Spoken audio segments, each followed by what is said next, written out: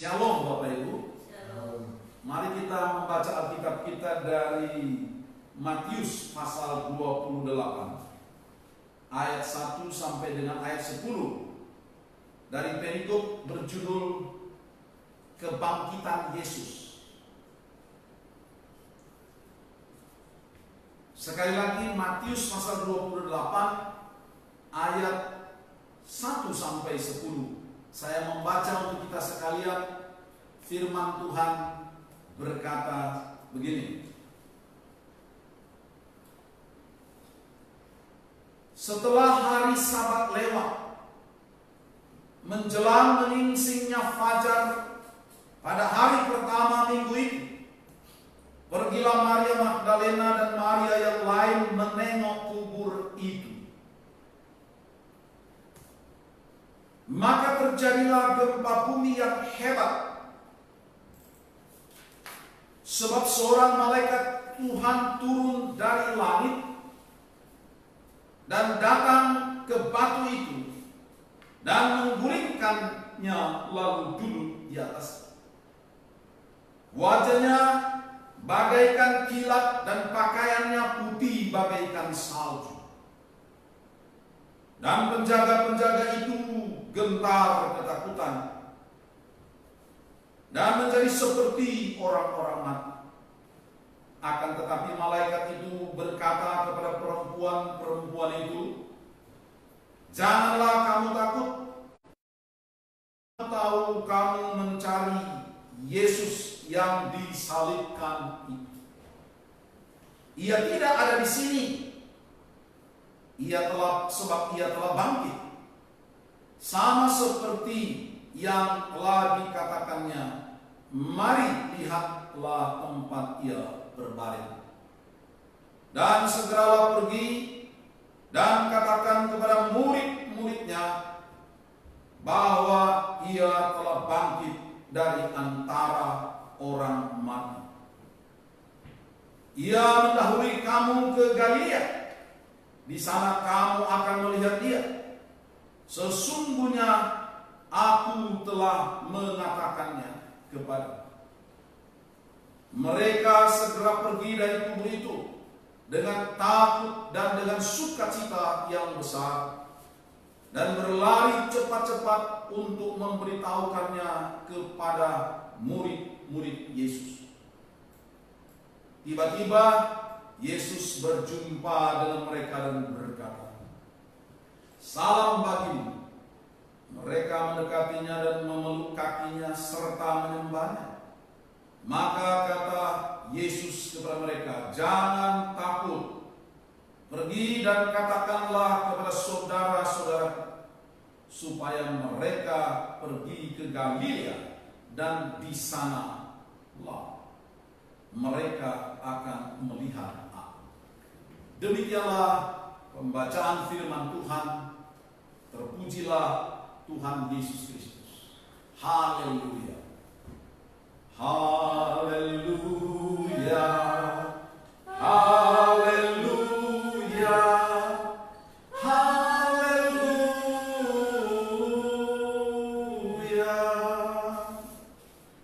Puji Tuhan. Haleluya. Saudara-saudara yang dikasihi oleh Tuhan Yesus Kristus, hari ini adalah hari yang amat sangat besar, terutama terkait dengan peristiwa yang amat sangat besar dan tidak ada bandingnya di dunia ini, yaitu peristiwa di mana Yesus yang mati untuk menebus dosa manusia, dia bangkit dari antara orang mati. Kita memperingatinya hari ini, saudara-saudara. Peringatan ini adalah sesuatu yang penting bagi orang percaya untuk mengingat karya agungnya, karya satu-satunya dari sorga untuk memberikan kemenangan pada manusia yang terkungkung, terbelenggu oleh dosa, kuasa maut dan iblis. Dan ketika Yesus mengumumkan di kayu salib, menyerukan suatu pernyataan yang sangat penting, menandai telah dilaksanakan tugas yang Bapa berikan kepadanya, yaitu sudah selesai. Dan kemudian dia menyerahkan dirinya mati di kayu salib. Suatu perbuatan yang memberikan penyediaan pengampunan dosa sudah selesai dikerjakan. Dan ketika pada hari ketiga Yesus bangkit dari antara orang mati sebagaimana diumumkan oleh malaikat, maka itu berarti bahwa penebusan yang kita terima itu berlaku sah, tidak dapat diganggu-gugat, sebab kebangkitan Yesus dari antara orang mati merupakan proklamasi dari kemenangan atas dosa yang telah dikerjakan oleh Yesus di kayu salib. Kita adalah orang-orang yang berbahagia, saudara. Saudara-saudara yang saya kasihi dalam Tuhan Yesus Kristus, pada bagian ini dari teks ini kita akan melihat beberapa hal tentang kebangkitan Yesus yang kita rayakan hari ini, yang kita peringati, yang selalu diingat oleh orang percaya, yang selalu diberitakan oleh gereja Tuhan sampai hari ini. Selain isi dari berita kebangkitan itu sendiri yang bermanfaat langsung kepada kita dan kepada dunia yang menerima, kepada setiap orang yang menerima, yang pertama kita akan melihat dulu fenomena yang terjadi di seputar peristiwa kebangkitan awal. Perhatikan, yang pertama kita lihat di dalam pembacaan ini, yaitu seperti yang dikatakan oleh bagian ini dalam ayat 2. Apa yang terjadi? Maka terjadilah gempa bumi yang hebat. Alam memberikan tanda sesuatu kegemparan yang terjadi di dalam peristiwa kebangkitan Yesus ini. Sebetulnya fenomena alam ini terjadi juga pada saat Yesus ketika dia mati di kayu salib. Terjadi gempa bumi yang dahsyat sampai tabir bait Allah terbelah dua. Sekaligus memberikan pesan bahwa hubungan antara Allah dan manusia yang tadinya nggak bisa nyambung, di dalam Yesus kita bisa langsung menghadap Allah. Karena Yesus telah menyelesaikan tembok pemisah itu, tabir yang memisahkan antara manusia dosa dan Allah yang Maha Suci sudah disobek. Dan itu terjadi bersamaan dengan peristiwa gempa dahsyat. Saudara-saudara, sebenarnya dari segi tanda-tanda alam ini yang begitu hebat, tidakkah para pemimpin agama seharusnya berpikir ulang tentang apa yang mereka kerjakan, sesuatu yang keliru? Tetapi ternyata saudara-saudara yang dikasihi di dalam Tuhan Yesus Kristus, hal itu tidak cukup menyadarkan mereka. Mereka tetap berkeras hati. Sekalipun fenomena alam begitu dahsyat, sebetulnya tidak dapat membuat orang sungguh-sungguh bisa bertobat, kecuali Tuhan sendiri berbicara kepada orang itu. Kesulitan-kesulitan yang terjadi di alam semesta ini, termasuk yang sedang kita hadapi sekarang ini, fenomena virus corona, menakutkan, membuat kengerian di seluruh dunia. Saya nggak tahu apakah saudara takut atau tidak. Anda mungkin mempunyai sisi pandangan yang lain, tapi saya mau kasih tahu demi firman Tuhan, yang terjadi di seluruh dunia sekarang ini, semua orang berawas-awas dan waspada dan berupaya untuk menaklukkan penyakit ini. Ini sebetulnya fenomena atau bagian dari fenomena alam ini. Sebab virus itu atau segala kuman penyakit atau bakteri dan segala macam, semuanya adalah faktor alam, bukan sesuatu yang berasal dari sorga, bersifat rohani, tetapi ini bersifat alam, menakutkan. Tapi saya mau kasih tahu lebih firman Allah. Bertepatan dengan hari ini kita memperingati kebangkitan Yesus dari antara orang mati. Segala sesuatu yang menakutkan secara fenomena alam tidak cukup membuat manusia bertobat. Sehingga hari ini kalau kita mengakui Yesus yang sudah mati dan bangkit untuk kita, itu merupakan wujud anugerah Allah yang Allah sendiri memberikan kepada kita, sehingga orang Kristen kalau kita mendapati diri kita sekarang sebagai orang-orang percaya, seharusnya kita mengucap syukur karena alam tidak bisa membuat kita bertobat. Fenomena alam yang begitu mengerikan terjadi tidak bisa membuat orang bertobat. Yang bisa membuat orang bertobat adalah apabila hati seseorang dibukakan oleh Allah dan mempercayai Dia sebagai Tuhan dan Juru Selamat. Saudara-saudara, pada waktu Yesus bertanya kepada Petrus, kepada murid-muridnya, menurut kata orang, siapakah aku ini? Mereka melaporkan, ada yang mengatakan dia Elia, ada yang mengatakan Musa, atau seorang nabi yang lain. Hebat penilaian masyarakat.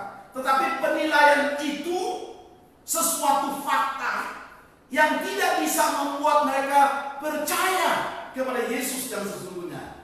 Tapi kemudian Yesus bertanya kepada para murid, menurut kamu, siapakah aku ini? Lalu Petrus mengatakan, engkau adalah Mesias, Anak Allah yang hidup. Luar biasa, Yesus memuji pengakuan Petrus. Dan pada waktu Yesus memuji, dia tambah dengan kalimat berikut, berbahagialah engkau Simon bin Yunus, sebab bukan manusia yang menyatakan itu kepadamu. Ini satu pernyataan Yesus yang penting. Bukan manusia, bukan alam, bukan fenomena alam yang mengerikan, tetapi Bapakku yang di surga.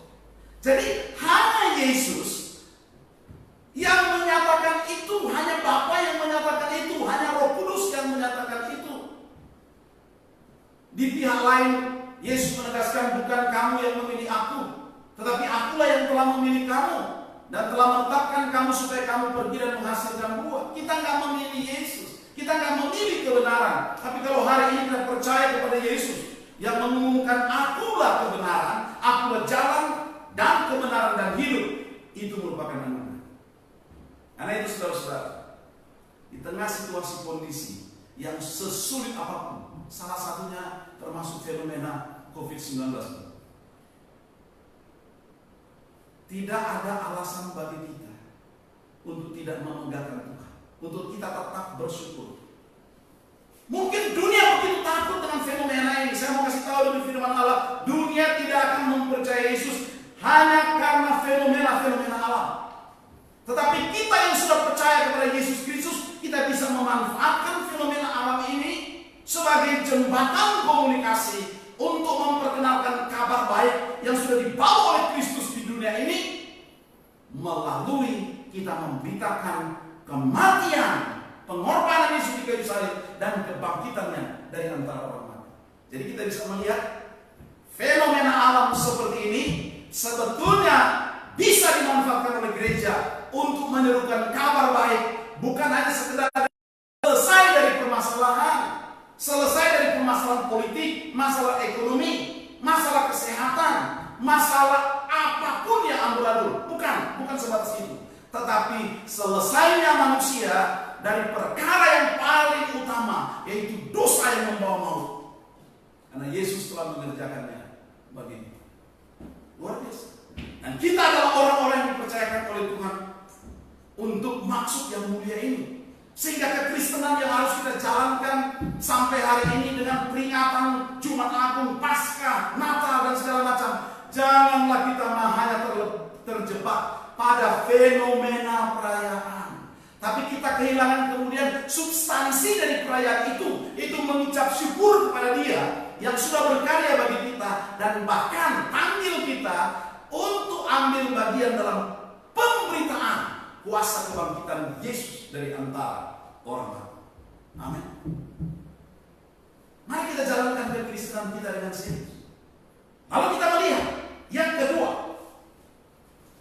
kedua saudara-saudara, yang menyebabkan gempa bumi itu terjadi, kita baca selanjutnya ayat 2, maka terjadilah gempa bumi yang hebat. Alasannya apa? Seorang malaikat turun dari langit dan datang ke batu itu dan menggulingkannya, lalu duduk di atasnya. Malaikat. Wow. Dan kalau kita baca selanjutnya, malaikat itulah yang berkata kepada perempuan-perempuan yang datang menengok kubur Yesus dengan mengatakan, jangan takut. Aku tahu kamu mencari Yesus yang disalibkan itu. Dia tidak ada di sini, sebab Dia sudah bangkit. Yesus sudah bangkit. Perhatikan, penampakan malaikat atau terlibatnya malaikat terkait dengan Yesus itu terlihat mulai dari Maria mengandung Dia, akan mengandung Dia, kemudian mengandung Dia dan bicara kepada Maria dan juga bicara kepada Yusuf, bahkan bicara kepada Zakaria terkait dengan Yohanes Pembaptis yang menjadi utusan pendahulu kedatangan Yesus. Jadi malaikat selalu tampil. Malaikat memberikan pengumuman, malaikat bersama-sama. Bahkan sampai hari kebangkitan ini, malaikat intervensi secara langsung. Tapi perhatikan pada waktu Yesus ada di Taman Getsemani, waktu pasukan dari pemimpin-pemimpin agama, imam-imam kepala dan tua-tua Yahudi menyuruh orang untuk menangkap Yesus. Perhatikan, Yesus mengatakan, sangkamu aku ini penyamut sehingga engkau datang dengan lengkap dengan pentung dan pedang dan segala macam persenjataan. Kemudian Petrus mengambil apa? Pedang. Akhirnya memutus kuping dari si Malkus, seorang pasukan. Dan Yesus berkata, apakah saya tidak bisa berseru kepada Bapa untuk mengirimkan 12 pasukan malaikat? Perhatikan baik-baik. Yesus tidak berseru untuk mendatangkan malaikat, atau Yesus tidak memerintahkan malaikat datang. Tapi kenapa pada waktu kebangkitan ini justru tidak diminta malaikat datang? Perhatikan baik-baik. Berita tentang pertama malaikat akan Yesus datang akan membawa damai sejahtera bagi bumi ini dan membawa kemuliaan bagi Allah. Berarti malaikat mengawal berita itu, penyampaian berita itu. Sementara substansi berita itu yang adalah damai itu adalah kematian. Dan kematian itu harus ditanggung oleh Yesus. Dan malaikat tidak bisa berbuat apa-apa untuk mencegah kematian. Karena itu substansi atau isi dari maksud kedatangan Yesus. Dan perhatikan, setelah Yesus selesai, Yesus mengumumkan sudah selesai, maka terjadilah perayaan yang besar. Malaikat di surga bersorak-sorai dan malaikat datang ke situ. Kalau di Kisah Para Rasul dikatakan ada 2 orang yang berpakaian putih, utusan khusus untuk melayani kebangkitan Yesus dari antara orang mati. Bukan malaikat yang membuat Yesus bangkit, tetapi malaikat melayani di seputar kebangkitan Yesus dari antara orang mati. Saudara-saudara yang saya kasih di dalam Tuhan Yesus Kristus, hal ini sebetulnya menegaskan bahwa intervensi surga terhadap karya penyelamatan yang sudah selesai dikumandangkan itu, dibuat itu, pengumuman tentang kebangkitan Yesus dari antara orang mati menjadi penting bagi kita untuk mengingatnya bahwa ternyata ini bukan peristiwa yang sembarang peristiwa. Mulai dari kelahirannya, nubuat kelahirannya sampai kelahiran Maria mengandung, kemudian sampai kepada kebangkitannya, malaikat itu hadir untuk merayakan bersama-sama berita ini. Luar biasa. Berarti apa? Makhluk-makhluk surga seperti ini bersukacita. Ingat kalau kita bicara memberitakan Injil, Yesus mengatakan satu orang saja bertobat, malaikat di surga bersorak-sorai. Kalau kita memberitakan Injil, berarti surga, seluruh makhluk surga, kalau sudah terkait dengan karya Injil Kristus, semua. Saudara, malaikat aja bersorak-sorai, malaikat aja bersukacita, malaikat aja begitu aktif, apalagi kita yang diselamatkan. Ingat, ada malaikat lain yang jatuh, yang ikut iblis. Malaikat itu tidak disediakan penebusan, tetapi kita yang percaya, kita yang manusia berdosa, justru dikhususkan oleh Tuhan mendapatkan berkat khusus, anugerah khusus, supaya kita mendapat bagian dan keselamatan itu. Dan ketika kita mendapat bagian dalam keselamatan itu, malaikat di surga bersorak-sorai. Kalau malaikat saja bersorak-sorai, mengapa kita yang mendapatkan keselamatan itu tidak bersorak? Maka seharusnya ketika kita mengingat Yesus yang bangkit dari antara orang mati, ini harus menjadi faktor yang menggairahkan kita untuk hidup, faktor yang memberi semangat kita untuk berjuang, faktor yang membuat kita menjadi orang Kristen yang serius, supaya kita tidak menyia-nyiakan kekristenan kita. Karena makhluk-makhluk surga pun bersukacita, bersemangat ketika mendengar Injil Yesus Kristus. Walaupun mereka tidak mengerti dengan sesungguhnya apa maksud Injil Kristus itu, karena mereka tidak memerlukan penebusan itu, karena dia tidak jatuh di dalam dosa. Sementara kita yang jatuh dalam dosa, kita memerlukan penebusan itu, dan malaikat membantu kita untuk bersama-sama merayakan kegirangan Paskah itu. Saudara-saudara yang terkasih dalam Tuhan Yesus Kristus. Yang ketiga, kita melihat isi dari apa yang dikatakan oleh malaikat itu. Ia tidak ada di sini. Kami tahu. Aku tahu kamu mencari Yesus yang disalibkan itu. Ia tidak ada di sini sebab ia sudah bangkit. Saudara-saudara yang terkasih dalam Tuhan Yesus Kristus, Yesus sudah bangkit. Jadi saudara-saudara, kita mencari bukan Yesus yang mati. Saudara-saudara, kita mencari Yesus yang bangkit. Maria mencari Yesus yang mati. Tetapi mencari Yesus yang mati tidak ada lagi. Kenapa? Karena Yesus sudah bangkit. Saudara-saudara, hari ini Yesus hidup, duduk di sebelah kanan Allah, memegang segala kekuasaan, dan bersedia memberikan perantara yang terus-menerus antara kita dan Bapa. Jadi saudara-saudara, Yesus ada di sana, senantiasa menjadi perantara bagi kita, karena Yesus sudah bangkit dari antara orang mati dan dia sudah naik ke surga. Dan sampai hari ini Yesus berada di sana dan bersyafaat untuk kita.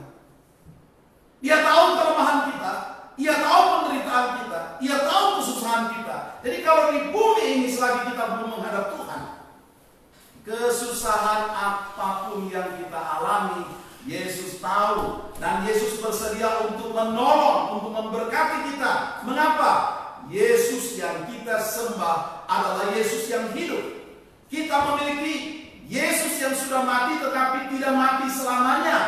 Dia mati untuk dosa kita, tetapi kemudian dia hidup kekal selama-lamanya, dan kita memperoleh hidup kekal itu. Dan kita saudara-saudara, dimanapun kita berada, kesulitan apapun yang kita hadapi, kalau kita percaya kepada Dia, Dia akan memberikan kepada kita solusi terbaik. Ada masalah apa yang sedang kita alami sekarang dalam keluargamu? Apakah ada kebencian di dalam hatimu terhadap seseorang? Apa ada kemarahan? Apakah ada tipu muslihat? Apakah ada orang yang menyakitimu begitu luar biasa? Saya mau berkata dengan firman Allah, Yesus yang kita sembah adalah Yesus yang hidup. Dia sanggup menyelesaikan masalah-masalahmu dengan sesama yang begitu pelik. Ada masalah nggak di dalam rumah tanggamu? Sebesar apapun, tidak ada masalah yang tidak dapat diselesaikan oleh Yesus. Mengapa? Karena Yesus itu hidup. Dia tahu apa yang sedang kau rasakan. Mungkin ada sakit penyakit yang sulit disembuhkan. Seringkali kita mendengar mujizat masih ada. Sebetulnya kita nggak perlu mengatakan seperti itu. Selagi Tuhan itu hidup dan Tuhan itu tidak pernah tidak hidup, tetapi Dia hidup selama-lamanya dan kita mendapat bagian dalam kehidupan kekal itu, kita nggak perlu mengatakan mujizat itu masih ada. Otomatis mujizat itu terjadi kalau kita sungguh-sungguh dalam pandangan Tuhan memerlukan mujizat. Memang seringkali orang suka berkata, ya keselamatan itu adalah mujizat yang terbesar. Saya kira kita nggak perlu berbicara seperti itu, karena memang keselamatan itu nggak ada satupun yang bisa usahakan kecuali Tuhan yang menyediakan, dan Dia sudah menyediakan bagi kita. Yang dimaksud kita memerlukan mujizat adalah kita menjalani kehidupan yang sulit di dunia ini dan kita tetap percaya kepadanya dan Dia memberi kita jalan keluar. Namun yang berikut adalah biasanya mujizat-mujizat seperti itu tidaklah dianjurkan oleh firman Tuhan untuk kita mendapatkannya, tetapi ketika kita taat kepada Tuhan dan Allah memandang bahwa mujizat itu perlu terjadi, maka terjadilah. Tetapi terutama dengan ketika gereja taat pada pemberitaan firman Allah, memberitakan Injil Yesus Kristus. Dan ketika kita memberitakan Injil Yesus Kristus, kemudian terjadi penolakan atau penerimaan, dan Allah perlu melihat bahwa mujizat itu perlu terjadi, Allah lakukan mujizat untuk kemuliaan Dia, bukan untuk kemuliaan kita. Seringkali yang terjadi di dalam diri kita, ketika mujizat terjadi seiring dengan pemberitaan Injil, seiring dengan penginjilan, dengan ada orang-orang yang bertobat, dengan ada orang-orang yang menerima dan atau menolak Injil, lalu terjadi mujizat. Seringkali orang berpusat pada mujizat itu dan juga berpusat pada orang atau hamba Tuhan yang dalam tanda kutip dipakai oleh Tuhan untuk menghadirkan mujizat. Sehingga Yesus disingkirkan, kuasa Allah tidak dipahami sebagai suatu pengagungan kepada Allah dari mujizat itu, tapi pengagungan kepada orang yang melakukannya. Itu berbahaya. Jadi kalau ada mujizat yang terjadi seharusnya membuat orang makin dekat dan kagum kepada Yesus, sang pembuat mujizat itu. Tidak ada yang mustahil bagi Allah. Dia yang sudah bangkit dari antara orang mati, enggak ada peristiwa sulit apapun yang tidak bisa diselesaikan oleh Yesus Kristus. Itu sebabnya pada hari ini saudara-saudara, ketika kita merayakan Paskah, ketika kita merayakan kebangkitan Yesus dari antara orang mati, apa yang harus kita lakukan?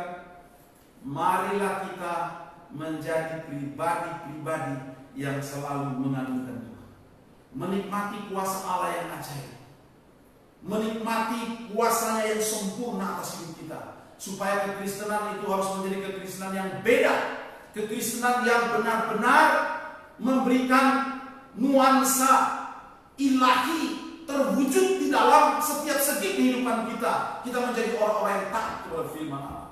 Saudara, saya berharap seluruh jemaat Noel Karawang menjadi jemaat yang sungguh-sungguh setia kepada Tuhan. Segala yang perlu untuk kebaikan kita, untuk keselamatan kita sudah diselesaikan, sudah disediakan oleh Kristus. Dan hari ini pun kita ini yang sudah diselamatkan, kita disediakan penyertaannya yang sempurna terus-menerus. Yang kita perlukan hari ini saudara-saudara, keyakinan yang sungguh-sungguh bahwa kita adalah orang yang sudah diselamatkan, bahwa kita adalah orang yang harus sungguh-sungguh hidup bagi namanya. Jikalau kita tidak sungguh-sungguh hidup bagi namanya, kita akan gagal untuk melihat berkat-berkat yang Dia sediakan bagi kita. Mari menjadi orang yang selalu mengandalkan Tuhan. Ketika kita mengandalkan Tuhan, tidak ada yang sia-sia. Kenapa? Karena Yesus sudah melakukannya sempurna. Anugerahnya sempurna. Marilah kita bersyukur kepada-Nya. Kita serukan namanya. Allah yang bangkit, Yesus yang bangkit dari antara orang mati adalah Yesus yang menang. Kita menjadi pemenang. Kita menjadi orang yang menang dimanapun kita berada. Sampai akhirnya kita kembali kepada Tuhan, mempertanggungjawabkan kepada-Nya apa yang Dia telah berikan kepada kita sebagai mandat, sebagai penugasan ilahi untuk kita kerjakan selama kita hidup di dunia ini. Diberkatilah kiranya kita sekalian.